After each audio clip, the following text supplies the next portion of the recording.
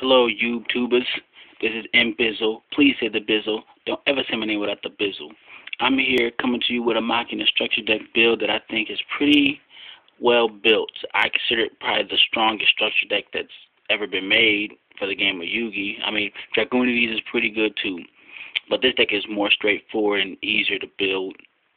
So if you don't have all the synchros and the money and whatnot, this deck I would prefer, for beginners, and it's also can be a force to be reckoned with. But every deck has a side and a side for a deck, and not saying that nobody's gonna be not prepared for this deck, but I think you can bang over your opponent in the first duel pretty easily with this deck. I mean, I built it to where I think it's pretty consistent and it thins itself out to where you should draw, 90% of the time, the things that you need. Or if you're ended up waiting for something that you need, you shouldn't have to wait for too long. Alright, now, what I have in the deck here is two Machina Peacekeepers. They're union monsters that can equip to machines and keep them from being destroyed by battle or card effect. Also, while this is on the field or equipped to a monster and it's destroyed, you get to search out your gear frame, which is pretty good. That's also deck thinning. Now, here is 3 gear frames I also run here in the deck, and they're like the stratos of the deck. They let you search out your Machina Fortress. Also a Union monster, which is also able to equip to any machine and protect it from being destroyed. Also a deck thinner because it searches out the fortress. So searches out this searches out this, thin. Alright, now we got Machina Fortress, which has so many abilities it's retarded.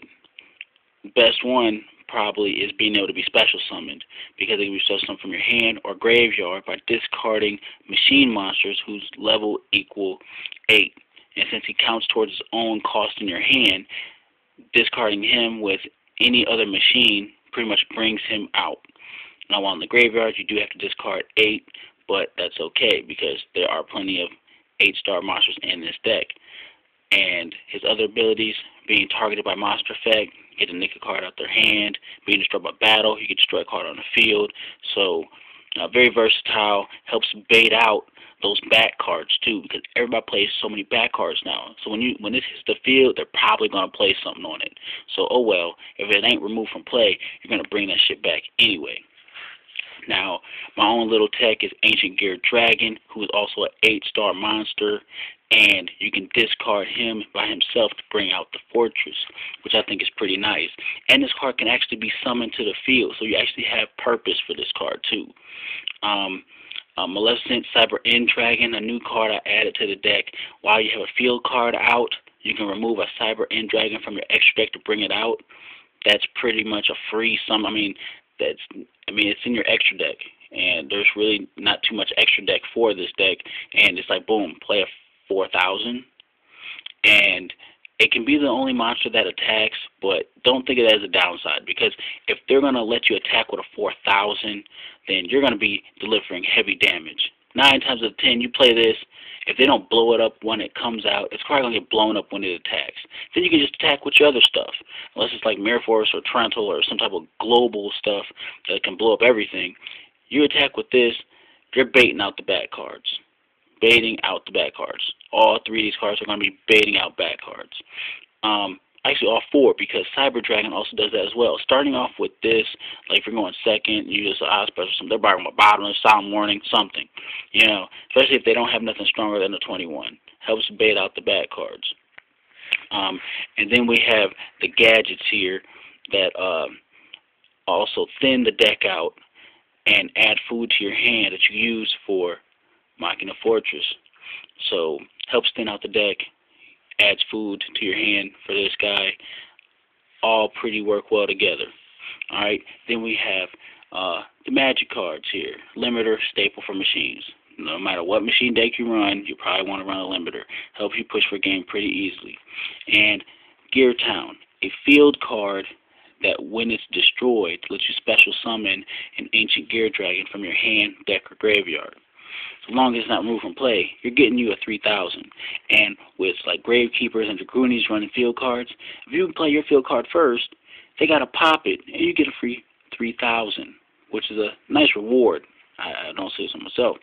Um, Terraforming helps search out the field cards, also helps thin out the deck. I'm not saying it can't never be a dead draw at times, but you're not really trying to draw out the duel too long anyways, but help thin out the deck nonetheless. Trunade, staple. Any deck that actually swarms or can do big damage, I think this card's a staple for that type of deck anyway. Bad card hate anyways for the game today. Hate bad cards, man. Bad cards slow the game down. I mean, bad cards, I'm a fan of bad cards necessarily, but just not bad card oriented decks. Like, I'll just set 5 first turn, play a monster. Then you got to go through so much hell to get an attack off. And then double cyclone, bad card hate. Pop your field card to pop their card. Special summon at 3,000 from your hand, deck, or graveyard. Doing this during the battle phase is pretty cool too, because you drop it from your hand. They're probably not thinking you have anything. You're like, I'll drop it from my hand, pop out, blow that shit up. Summon this shit. It's pretty nice. 2 Space Typhoons pretty much serves the same purpose as double cyclone. During the battle phase, tag, pop your field card, summon 3,000, or just use it on the back card. If you know what they have, it's, you know, or you think it's a threat, just pop their back card with that. Dark Hole clears the field, then try to set up with your field cards, summon a 4,000, whatever. You know, do what you got to do to push that big damage in after clearing the field. Monster Born staple, you know what it does. Bring back the big boys. You can bring this back if you've summoned it normally anyway. As long as you have that field card on the field, bring it back 4,000. Trap card wise, Mirror Force staple. Call it a Hornet helps bring back the big boys. Torrento, clear the field like Dark Hole does, and then try to swing for the big damage. Reckless Greed helps feed your hand for the food and help draw the cards you need to explode. And then Oppression. Oppression, you would think, you were special summon too, but you can pop it with Double Cyclone, return it back with Trunade, or a Space Typhoon, pop it. I know it's kind of redundant to pop your own stuff, but it will slow down your opponent, and then you can try to explode over top of them. So I think that's pretty good. Side deck wise, I'm probably going to run Solidarities and some stun cards like Solemn Warnings and Bottomless, Compulse, Fisher, you know, that type of style if I think I need to really control the field. So you can kind of switch it up to that style if you wanted to. I know you're probably thinking, why ain't Solemn Warning in the deck? It's so broken. Yeah, it is broken. And I probably could fit it in here. But I have like 7 decks, and I just don't feel like switching cards out of one deck for another deck. So I'm just giving you a standard build here. If you think you need to add that in here, then go ahead. It's up to you. You know what I'm saying? But that's pretty much the build. It's all 40 cards, so it doesn't go over. You're thinning yourself out. You should be able to draw what you need. I think it's pretty good. Just give me your thoughts on it, and hit the bizzle up. You feel me? All right, well, peace out, guys.